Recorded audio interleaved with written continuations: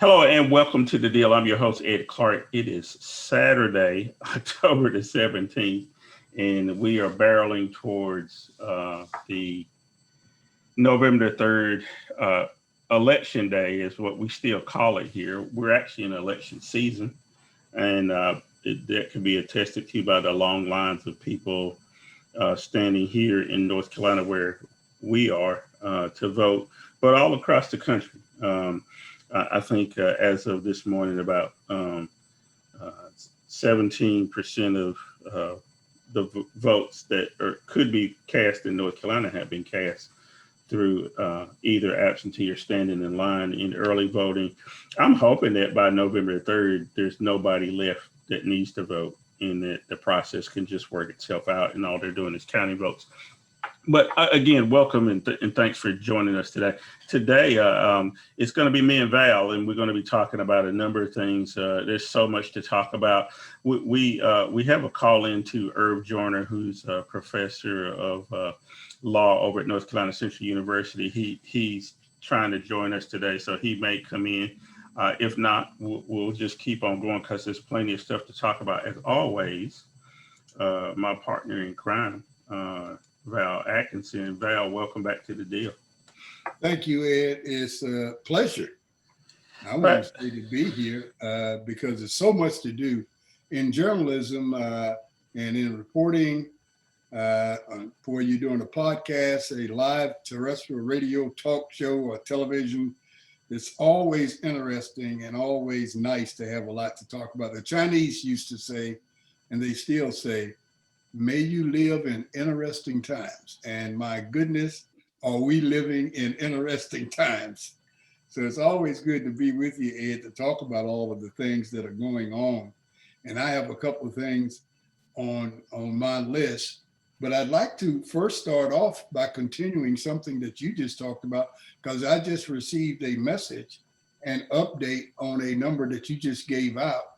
And the update is only about a few minutes old. And that 17% that you mentioned has been updated now to 21%. 21%. 20.6 or something, that rounded off to 21%. But that's a big number. That is a big number. That means that people are really excited. They're out to vote. It's not good news for the GOP. The reason it's not good news for the GOP, they normally do better when there is low turnout. That's one of the things that kicks in this whole idea of voter suppression. They do very well when there's low turnout. So sometimes they want to help it to be low. And we got to make sure that whatever they are doing is legal and make sure that you're not keeping people from voting and you're not keeping people from voting that are qualified to vote, that should be voting. You're not removing people from the rolls that should be on the rolls. And then you want to claim mistake after the election, but it's too late then. So there's a lot of work to be done, but I am buoyed and I am really, really excited that the numbers are trending as they are in terms of the high percentage of people that have decided that I'm either going to take advantage of the absentee ballot, the mail-in process, or I'm going to go and vote early, because that's what you're seeing right now. In North Carolina here, early voting started 2 days ago. It will run until the 31st of this month, the end of the month. And at that time, we'll wait for the 3rd of November till people actually stand in line. I'm with you, Ed. I hope there's a minimum of people that even have to worry about the 3rd, that everybody will take advantage of this early voting and cast their votes. Yeah. Well, I do want to talk about the electoral process as we go along today and things that probably need to be changed to make this a lot easier for people. But, one of the things we talked about before we even came on this morning was the fact that we don't live in a democracy, that we are a republic that depends on the government creating laws that will either give people access or not to the ballot, because the ballot allows you to spend money, allows you to raise armies and all kinds of other things. Talk to me a little bit about where we are in terms of how the Republicans see democracy. We already talked about they prosper when there's lower voter turnout and those kind of things, but how have they manipulated the system so that they're the minority, but they rule everything? It goes all the way back to the beginning, back in 1787, when the Constitution was first written. And at that time, the arguments regarding especially Article 2, the arguments were, how do we make sure we're electing the right guy to be president? Who's going to do the electing? They didn't know at that time that would be the centerpiece for determining our entire democracy. And one of the things I like to start off talking about regarding that issue was there were 3 options that seemed to get most of the attention during that time of debates at the Constitutional Convention. They were debating whether or not the process should be centered around governors electing the president of the United States. Then there was a school of thought that felt that the legislatures of each state should cast a vote to determine who would be the president. And the final idea was to let the people vote. And you would have thought that somebody would have said, cut your right arm off, because they railed against that idea far, far more than the other 2. They didn't think that people should vote for who the president should be because they felt that people were not capable. There were very few people that were literate, that could actually read and write. And then there were very few people who could hold several opposing thoughts in their mind at the same time to make a rational decision as to what's best for the country. So they said, better not do that. So they finally ended up with this crazy idea that we're stuck with right now, something called electoral college, where you let the people vote, but they're voting for another smaller group of people that will actually do the voting to determine who the president is. And the thought process was that if the people make a mistake, you'll have these people in this college that will correct it and vote for the right person. Well, that's never been done in the way that it was intended. And just in a side note, they finally decided that we need to go back home. We've been talking about this thing too long. We need to figure out a way to come up with a system that elects the president, and let's get out of here and let's go home. We got a harvest to do, Right. And so they came up with they recommended something called the Electoral College, and everybody said, okay, that's fine. Let's go. Let's do it. And we're stuck with it. Well, that makes me think of some unintended consequences, right? Unintended consequence. Somebody who could have less of the popular vote can win. And we've seen that before. Donald Trump is an example of that. Unintended consequence. Another one is that people put too much emphasis on the president and not on all these other races that are happening, like U.S. Senator and their local elections, and they only come out every 4 years because they don't understand the process. When in fact, all during the year, the people who make the most impact on their lives, they don't pay attention to any of those races. And in a state like North Carolina, where they have judges who are also elected, they forget about all of that, and all the attention is shifted to the president because people have to cobble together this 270 votes for the electoral college. So parties put all their emphasis on that, and as a consequence, hurt overall civic participation in democracy. That's my opinion, right? So these unintended consequences that have occurred, where the presidential selection is this constant, I need to be in the right state campaigning and not the wrong state so I can put together these, electoral college votes. So the question for you is, as of this week, President Trump was in North Carolina again. He was in Georgia last night. He's been in Florida. Those are supposed to be places where Republicans don't have to go to put together this 270. What does that mean in terms of where we are in the election? I'm not even talking about polls or anything that we see publicly, but what do you think internally that means for the Trump campaign? Do they know something and are afraid? Because he's been in North Carolina 8 times in 5 weeks. What does that mean? Well, in addition to the polls that we are exposed to on a regular basis, Ed, each campaign has their own internal poll. What the internal polling is obviously telling the Trump campaign is that you are losing in both North Carolina, Texas, and probably Florida and Pennsylvania as well. So you've got to get out there. They've probably run some numbers games, and there are a couple of states that they cannot win without. And North Carolina is probably one of those states. That's why he's been here so much.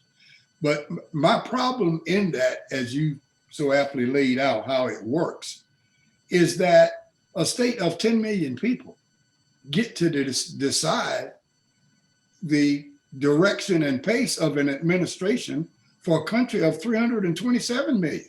That should not be. But that's what happens when people go to specific states to get electoral college votes. They don't go to a place like California or New York, because these states that we consider to be prohibitively winnable or prohibitively losable for one of the candidates. So they let states like North Carolina and sometimes lesser states. North Carolina has 10 million people. Sometimes states with only 3 or 4 million people are deciding the election or the direction of the country, because the candidate has to go and make promises to these people. This is what I'm going to do once I get in office if you will vote for me. Now, the other 95, 98% of the country may be, 100% opposed to that idea, but it doesn't matter, because the prospective president needs these votes. So that's what makes the electoral college awfully bad for just about all of the people. Yeah, I want to remind you, you're watching The Deal. I'm your host, Ed Clark. That's Val Atkinson. He's a former professor of political science. That's why when he talks, you should listen. I know that you didn't pay attention in class when you were in school, but we try to educate folks, Val, and I think that's the important part of this program. I spout off at the mouth all week long, and I say all I want to say in my columns and stuff, but I do try to make sure that we're looking at this from a historical perspective, that we understand the underlying reasons why we are where we are. Before this segment's over, the piece that I wrote this week was about the 11th Amendment, and it was sort of tongue in cheek. Nobody knows what the 11th Amendment is, right? And it was written for a specific purpose. There was this guy named Mr. Farquhar who died, and his attorney sued the state of Georgia because the state of Georgia owed Mr. Farquhar money because they bought stuff from him for the Revolutionary War. And his attorney was Mr. Chisholm. and Mr. Chisholm files this suit, and the Supreme Court hears the suit and rules in his favor. Well, because at the time the Supreme Court used to hear estate cases, they used to hear all kind of things that you wouldn't think the Supreme Court heard because there was no real role for them at that point. And so there were people who got together and said, well, we don't think the Supreme Court should allow people to sue states. So they made an amendment for the state of Georgia so they couldn't be sued. And that's the 11th Amendment, and it's still there. And now people say, well, you can't sue a state because it's in the 11th Amendment, as if this is some magic special thing that these smart founding fathers thought of because it was such a important right. And the state of Georgia was saying, we have this sovereign status. You can't sue us. I tell that story, and I do encourage people to read the piece, but I tell that story because, Val, a lot of this stuff from 1793 and 1792 and 1794 and 95 are informing how we live our lives today. That these people were not thinking about AR-15s and abortion and all these other things that, we argue about at this point. Where are we with people understanding that the Constitution did not take into account a lot of stuff? And just like your story about them wanting to go home and the Electoral College just being sort of a happenstance of how we are, and not that it's the best system ever in the world.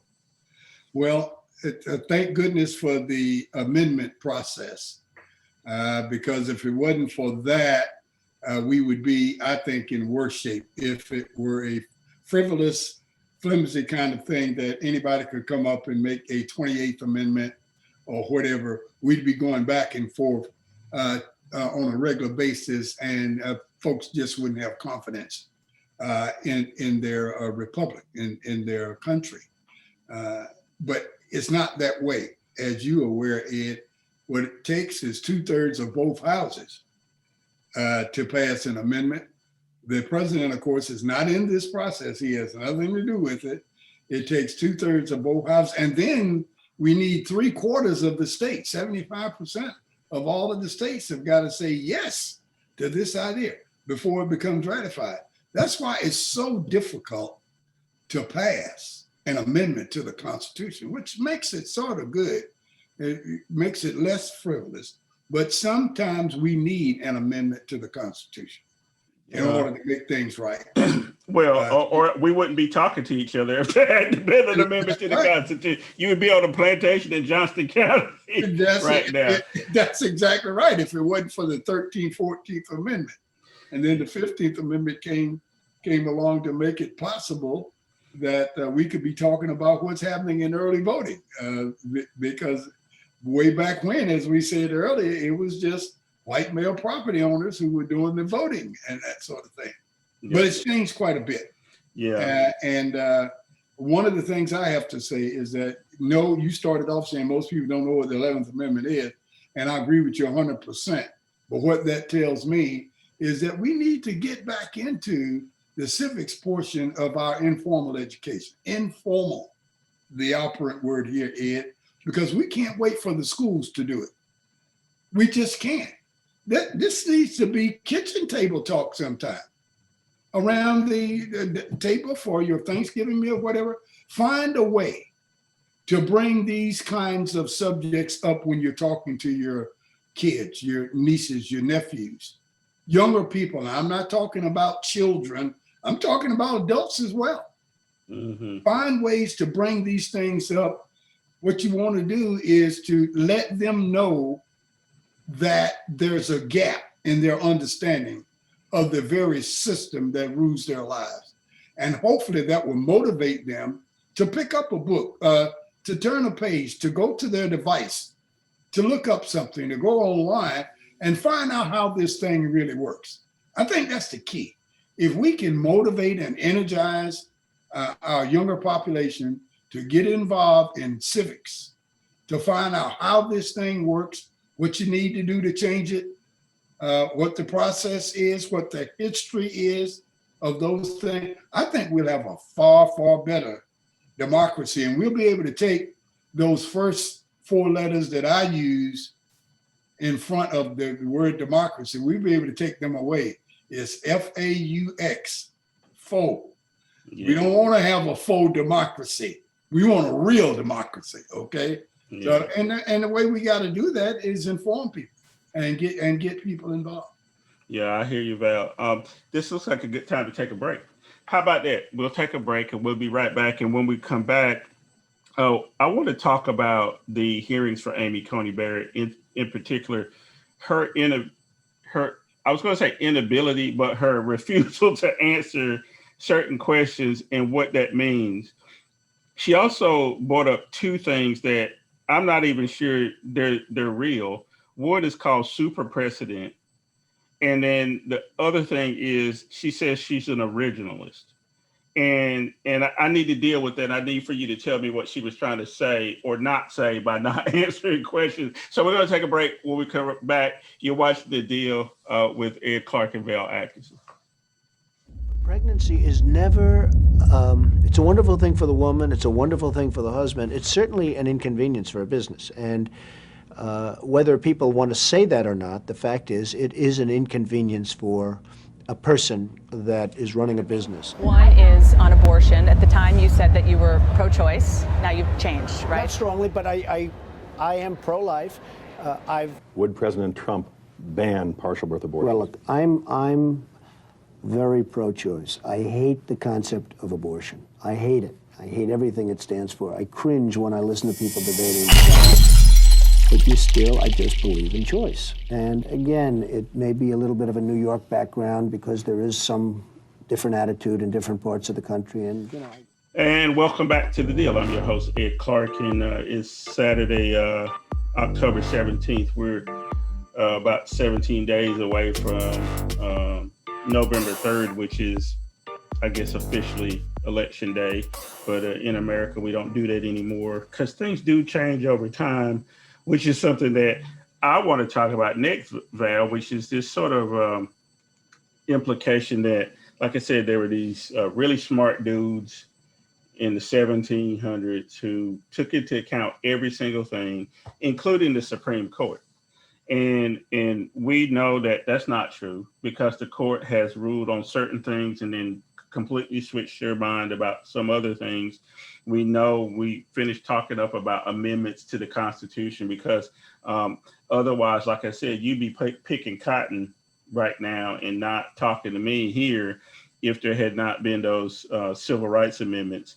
What I want to talk about is Amy Coney Barrett. She gets a hearing, unlike Merrick Garland, who was eminently qualified to be a justice. If you look at his record, he probably would have been a centrist. He maybe been more towards the business side. That was one of the faults I had, with some of the selections that the Democrats have been making, that they still do look after business interests a lot. But that's neither here nor there. We know about Amy Coney Barrett that she's very far right, and she's part of this Federalist Society nonsense and this whole notion of originalist, and her just refusal to answer certain questions but not others. Now, one of the things we talked about while we were away is that she answered the questions that had to do with race, kind of. She wanted to make sure that it didn't come across that she was anti-Negro, right? I was going to say something else, but we're in, family. But she wouldn't answer anything about abortion specifically in some other cases. Talk to me about what you saw in that hearing. Was it a complete waste of time, Val? And because we already know what the outcome's going to be, and just talk in general about her refusal to answer certain questions. Like I said earlier, I think she was coached very well. I think they prepared her. They knew some of the questions that Democratic senators would throw at her. They gave her 2 or 3 different ways to answer that, told her which ways were best. And she did a real good job.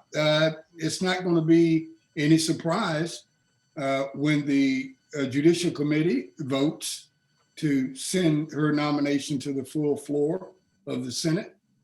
And it's not going to be any surprise when the Senate votes to affirm her to the United States Supreme Court. I think that'll make the court 6-3 conservative. It'll give Democrats, once the Democrats get back in power, opportunity and a chance to effect that, to do something about the denial of Merrick Garland to get on the court. Do you mean packing the court is what they keep saying? Yeah. How they keep saying it? I don't consider it packing, but I'll let you continue, and I'll tell you why. It'll hopefully give the Democrats the nerve they need to go ahead and do something about that in terms of increasing the size of the court. Because in my opinion, that's the only choice you got. You either increase the size of the court or you live with a conservative court for the next 40, 50 years.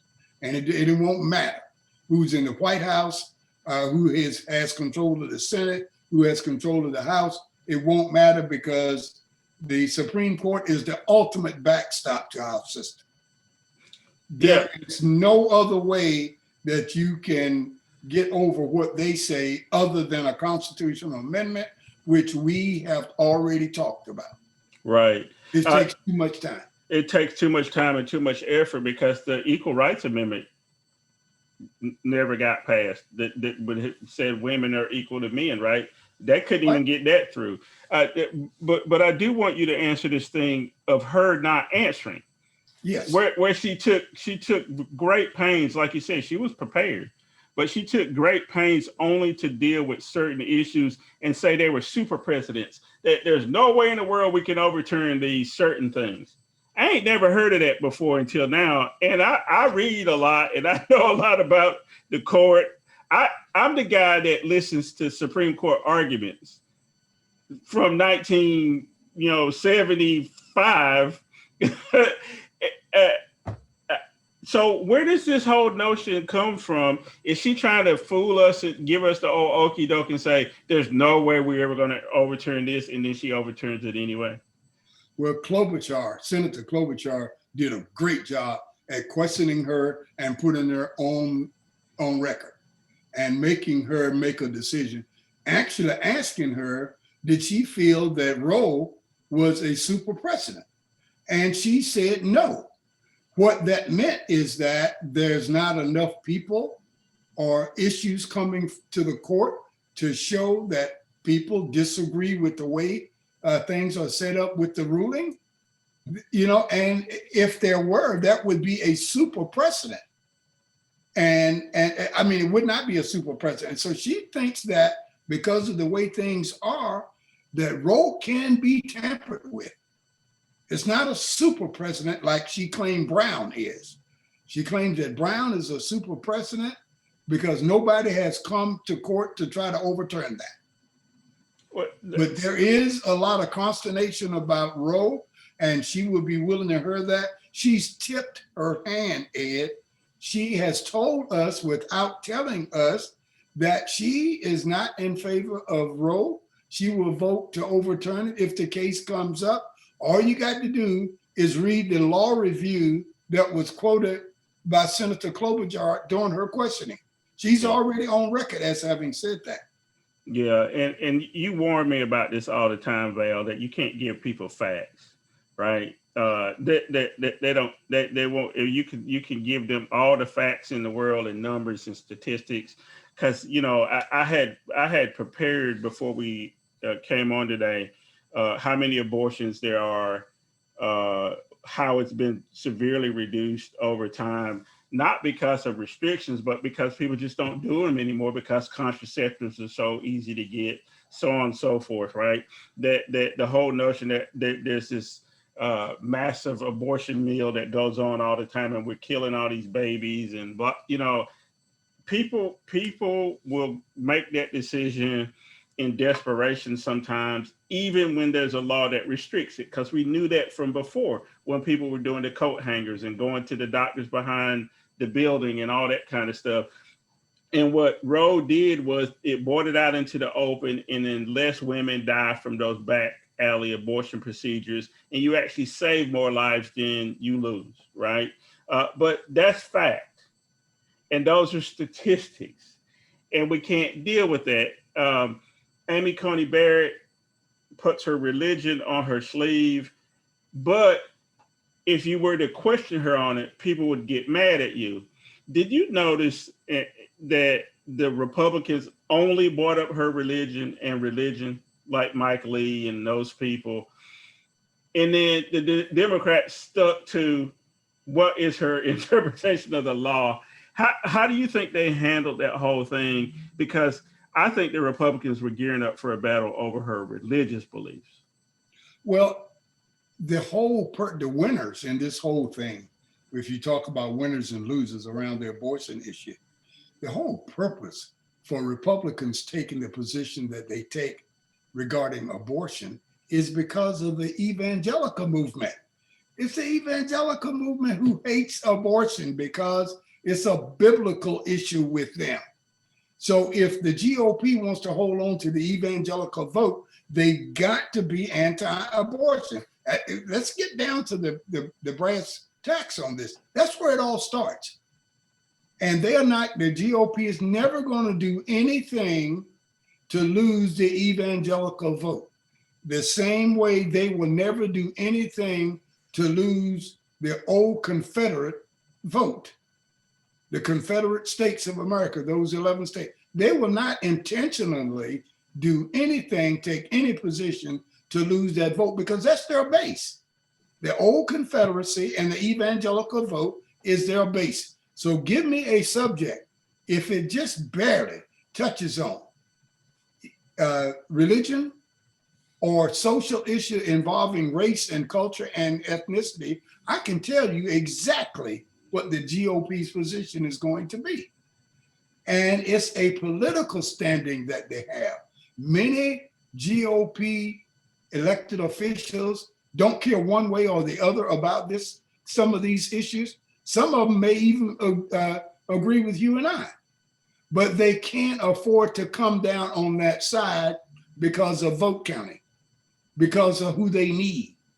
And that's why they chose Amy Barrett. That's why they are going down the path that they go down.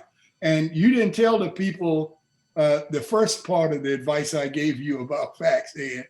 I quoted George Will, which is one of my favorites, when he said, you can't use logic to move someone off of a position that they arrived at illogically. Because the people that listen to us, that take in facts and numbers and statistics and use logic to do those, they already understand, they're already on our side. Yeah. So we're just throwing stuff at them, and the other people that you would be trying to convince, maybe some people in the middle, some people on the margin of the other side, you get back to George Will. You can't use logic to deal with these people when they arrive at their position illogically. It just rolls off their back like water off of a duck. Yeah. It just won't happen to them, Ed. Well, okay. So you've convinced me now. I'm going to quit doing it. I want to move on. This is still court related and still Klobuchar related. Klobuchar also picked up on something else that I don't think anybody else did, which is Gorsuch, Kavanaugh, and Barrett were all attorneys for George Bush and Bush versus Gore. Now, I had no idea, and I want you to tell people why that's important. Gorsuch, Kavanaugh, and Coney Barrett were all attorneys in Florida during Bush versus Gore. Tell me why that's important. Well, they stole that election, and they were on the team that knew what to do, knew how to fight the law. They knew if they got out of the way and let democracy work, that Bush was going to lose. So they had to come in on the side of whatever it takes and follow the lead of James Baker. He was the quarterback there. as Newby is here in North Carolina for the Supreme Court. He wants to be, and I'll talk about that later. But James Baker was the quarterback. These guys were doing the grunt work. They were doing the grunt work to come up with the stuff to fight this in front of the Supreme Court in such a way that the court would agree with Jim Baker and his crowd of lawyers that the vote should stop and the presidency should be awarded to George W. Bush. There you go. See, there's always a backstory to this stuff. I want to remind you, you're watching The Deal, you're listening to Val Atkinson, Keep Me Straight, and hopefully you guys are learning something from this. Val, last week, we were fortunate enough to have Alex Stern, who's a professor from University of Michigan, who's written a book about the Proud Boys and that whole movement on the right. And then we talked about how the plan was in to kidnap the governor of Michigan, but also the governor of Virginia, we now find out. Which brings me to sort of wrap up this whole Supreme Court thing. It has a little bit to do with voting, but it has to do with where we are in America right now. We are in voting season, and you can make changes through voting, whether people want to believe it or not, right? I mean, we're just going to keep encouraging people to vote and participate and be engaged because you can make change. But one of the things you alluded to at the very end of your last comment is that there are people around that are trying to mess this thing up. In North Carolina, where we are, they want to take over the Supreme Court here so they can do the same thing that they've been doing nationally.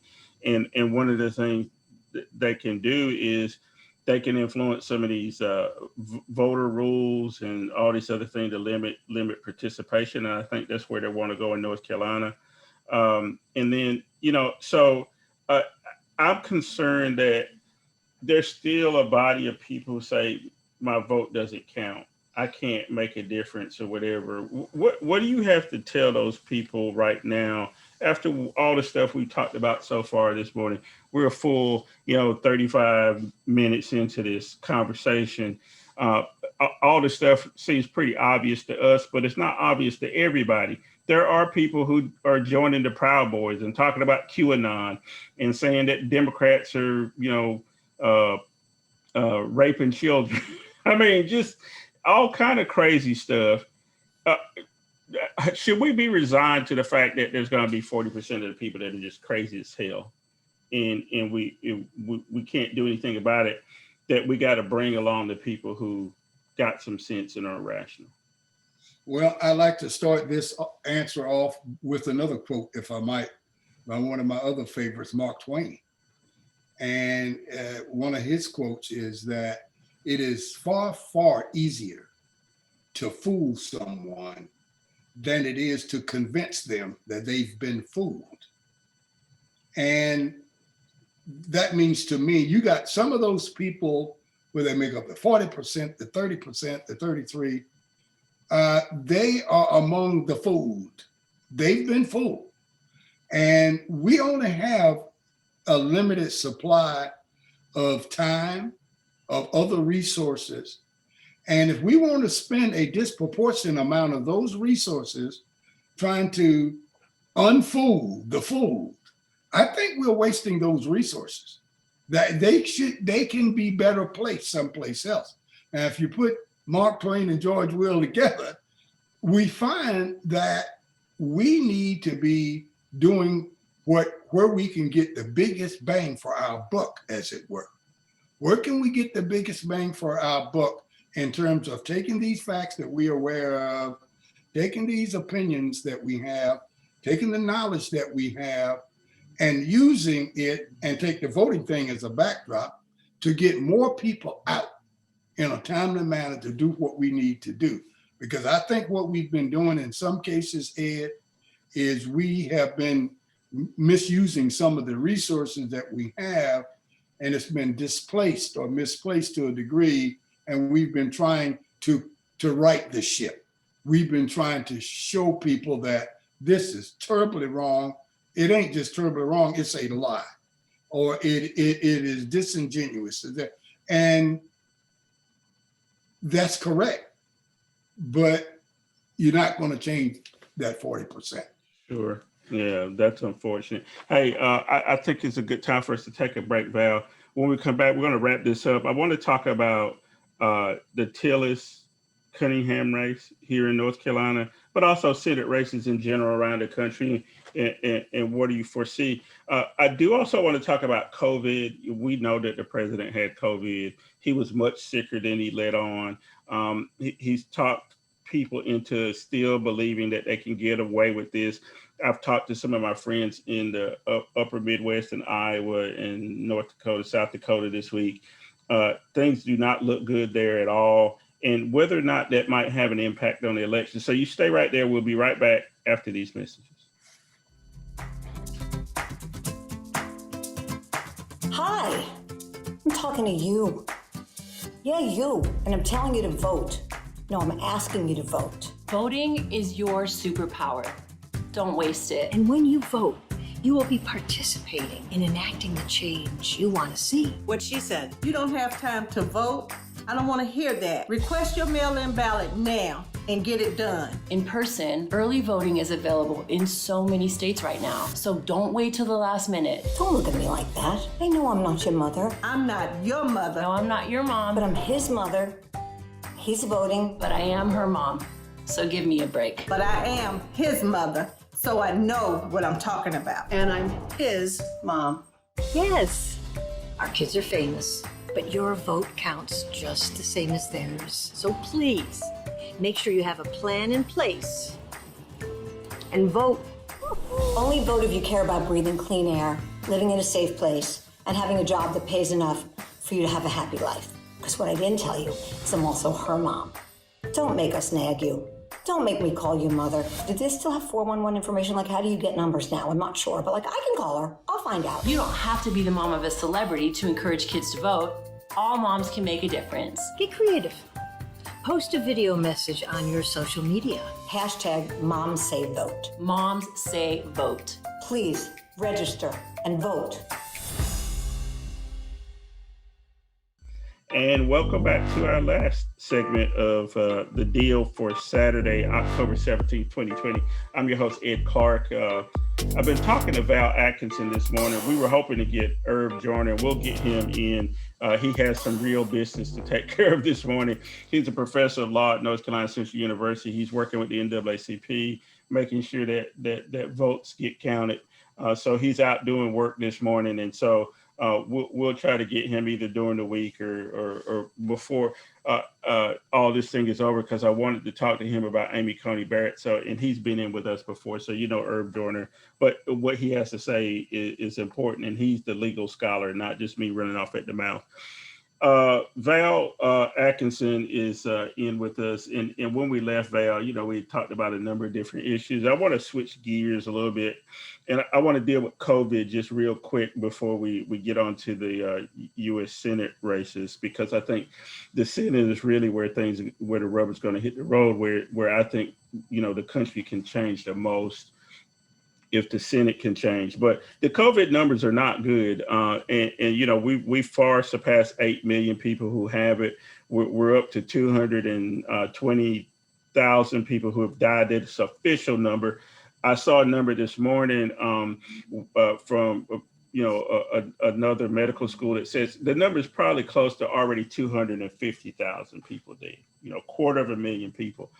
And the president and his gang are banking on this herd immunity thing that we've talked about here before, which is not a thing.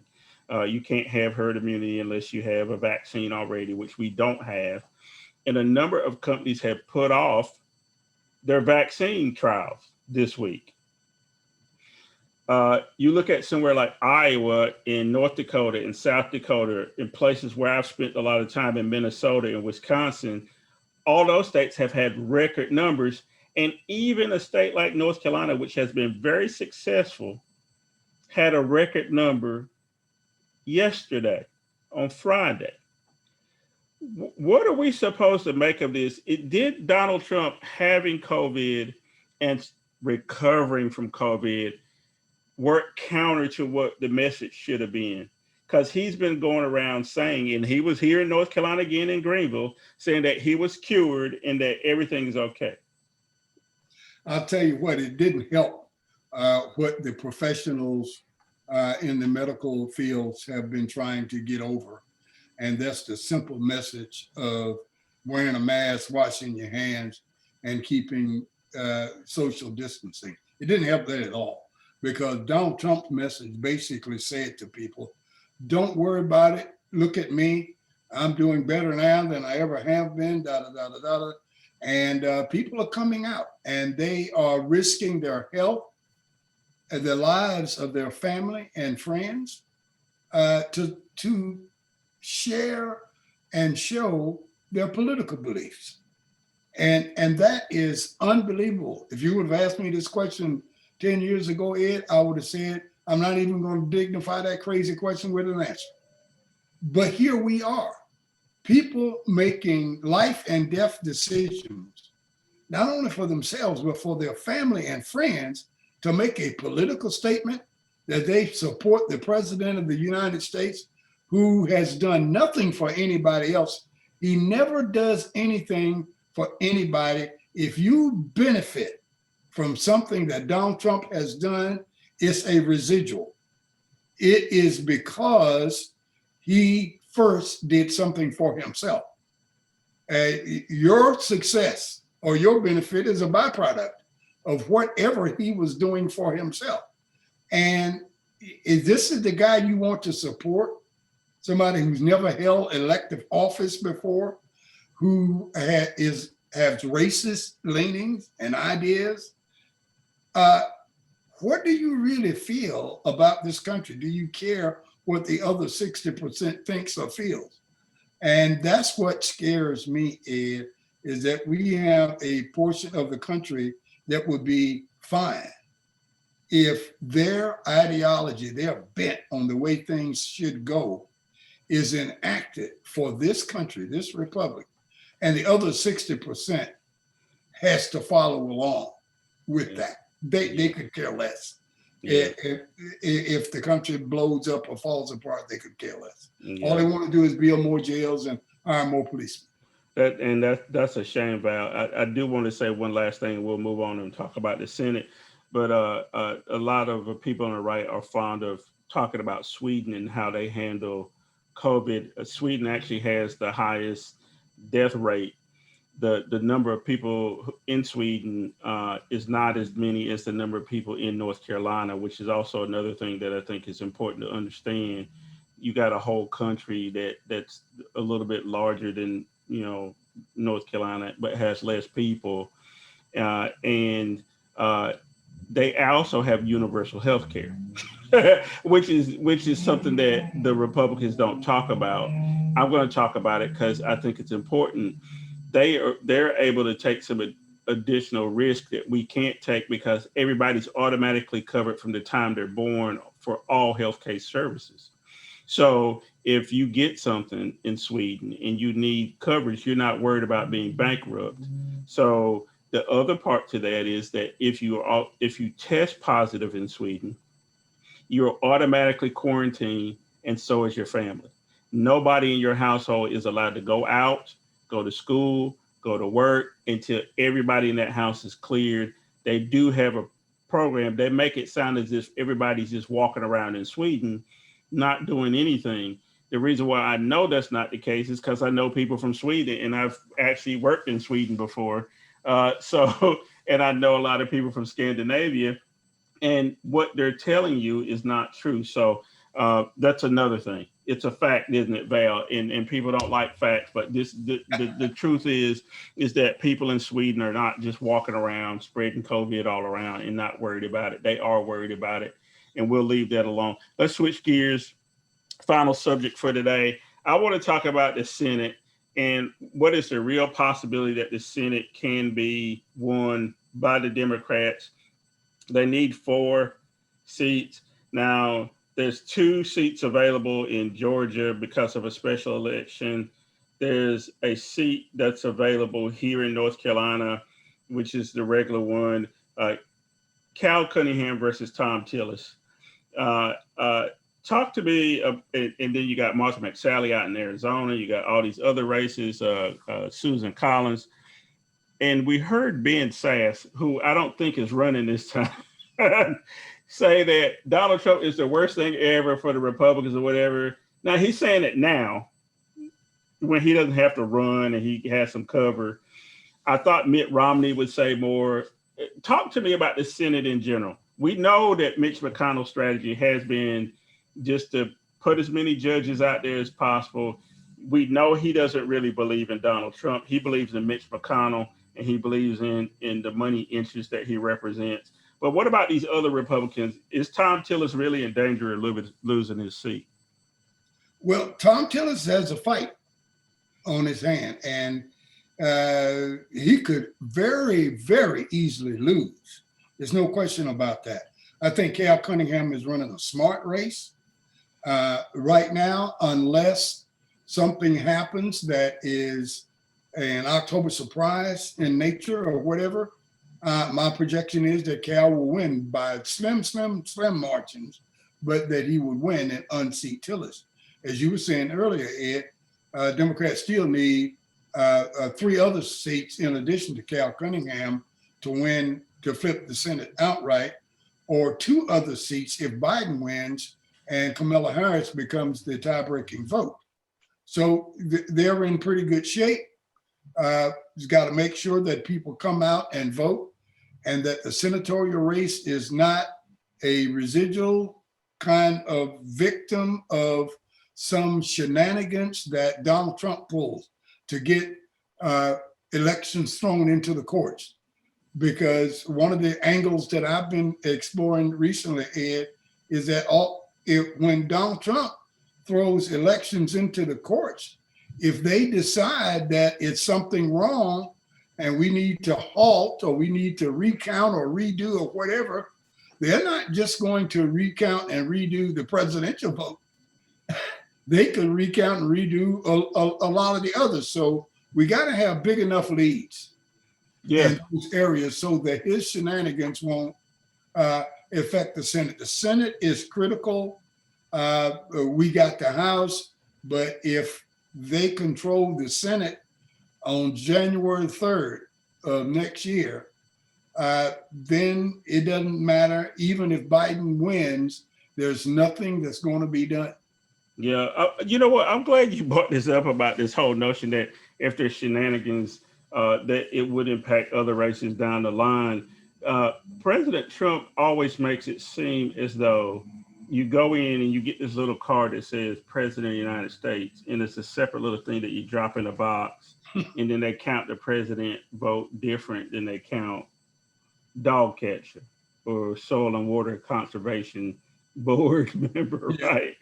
And so it gives the impression that it wouldn't throw everything into a tizzy, because in Florida, in Bush v. Gore, when they went to do the count the hang chads or whatever, it put a kibosh on a whole bunch of other races, and it took a long time.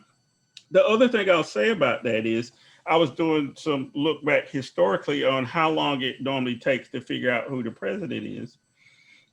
It's never been that on election night all the time that we knew right away. Kennedy Nixon wasn't, clear for days after. We know Bush v. Gore took over a month. And we know even, especially back in the time when there was no communication, nobody could have known on election night. There was no way for somebody in Georgia in the 1800s before the telegraph to know what happened in New Hampshire. And so we've gotten accustomed to that everything, because of television in the modern era, that we need to know immediately, and there should be this expectation that we're going to know on November the 3rd, and if we don't, then something's wrong. And we talked a little bit about this off mic, but it seems to me that even the networks are promoting this nonsense that there's something wrong with not knowing on November 3rd. Can you talk about that some and what you've been seeing from how the media is reporting this? Yeah, well, the media is reporting it that way because they need action. They need drama to increase ratings, and we know that. But the important point, which you already made, is true, that there are a lot of elections that are not determined at 10 o'clock on the night of the elections. There's been some that had to wait a while. I think of the Truman Dewey race was a good one that papers had gone so far as to print the headlines to say that Dewey beats Truman, and they had to retract that. But we have to separate out those things that the media controls and what they are pushing.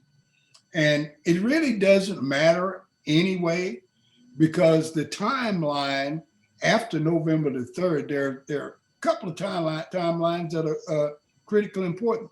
The first one is on December the 6th. December the 6th is what they call a safe harbor day, that the electors can get together in their various capitals and talk about who they're going to vote for, and before the election day itself. They can do that. This is before December the 14th, I believe it is, okay? So then you got December the 14th when they come back and actually make the vote. That's the real day of the election, because that's when the electors vote, on December the 14th. And then you got on January the 3rd, when the new Congress takes their seats, and hopefully it'll be the Democratic Senate. And then you got December the 6th, when the vice president, hope that'll be Kamala Harris, reads before the joint session of Congress who the winner of the presidential race was. That certifies it on December the 6th, so that 2 weeks later, we can have the inauguration. Now, how many people know those dates, Ed? Nobody. Maybe 10 people. You and 9 other people know that. Which brings us to a good point. So while we were at our last break, Val, I found out that we were able to get Cal Cunningham. I would say that we bring him in now, but we're going to wait because we're going to allow him to be on our radio show tomorrow, which is Connections on Foxy 107, 104. And so we're going to be able to talk to Cal Cunningham about the race and how it's going. So what we'll do is I want you guys to come back to the deal with Ed Clark on Sunday morning at 9 o'clock, and we'll play that video from the interview with Cal Cunningham because we got to switch gears. We got to switch everything up because he's going to be on Connections. but we'll play it on the deal website, and you'll be able to see Cal Cunningham.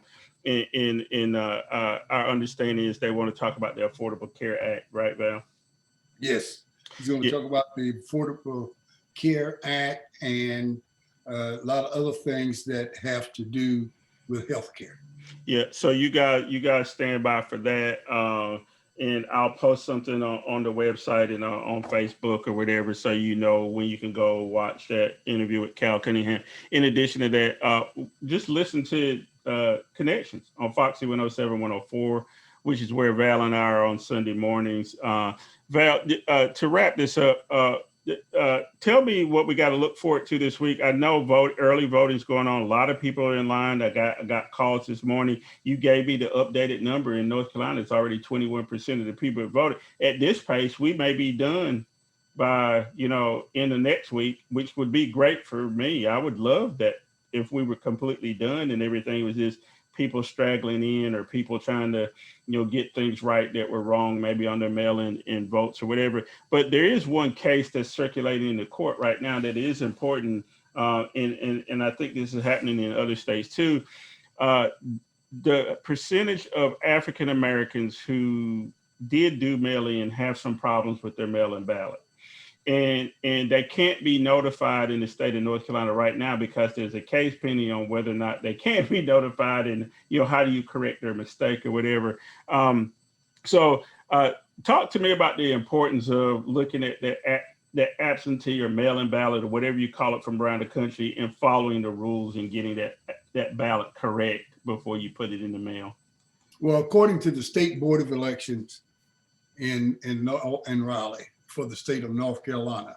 The biggest problem statewide that people have been having with their absentee or mail-in ballot is that some of the witnesses, there's a witness requirement, some of the witnesses fail to sign the outside of the envelope.